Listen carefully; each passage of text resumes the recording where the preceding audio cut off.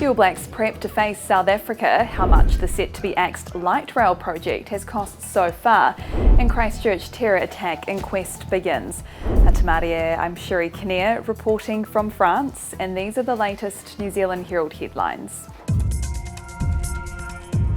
Here in Paris, the All Blacks say they're ready for a Rugby World Cup final against South Africa.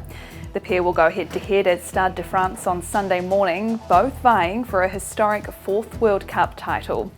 All Blacks defence coach Scott McLeod's backing their preparations.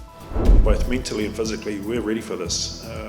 We're quite excited already, and like I said last week, we're probably just going to have to hold the boys back a little bit from there. Back home now, and official figures show the Auckland Lightrail project has cost the government more than $165 million as at mid-September. Prime Minister-elect Chris Luxon's promised to axe the scheme with the National's first 100 days in office. Auckland Lightrail Chief Executive Tommy Parker says work already progressed includes designing a route and proposed locations of 18 stations and below-ground investigations to drill boreholes.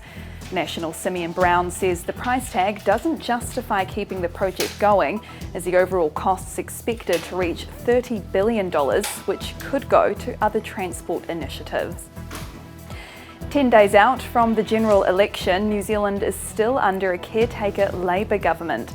The final special vote count is not due until next Friday, and only after then can the parties thrash out an official governing arrangement.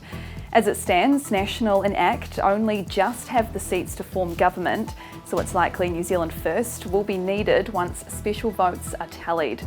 Until then, Chris Luxon is speaking with both parties, but has warned media not to expect blow-by-blow updates.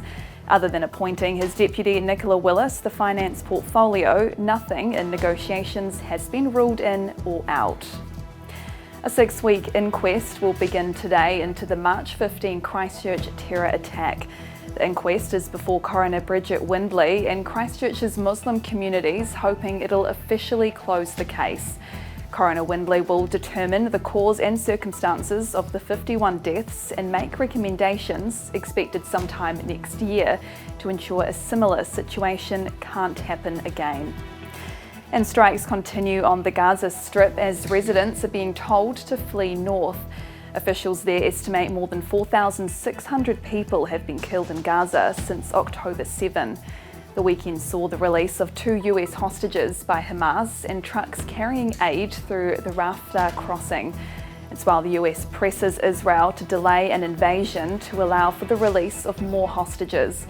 Meanwhile, the Ministry of Foreign Affairs and Trade has officially advised all New Zealanders to stay away from Israel and the occupied Palestinian territories.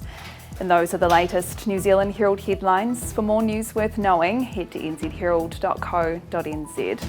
Kia pai te rā. Thanks for checking out our YouTube channel to stay up to date with all the latest news from the New Zealand Herald.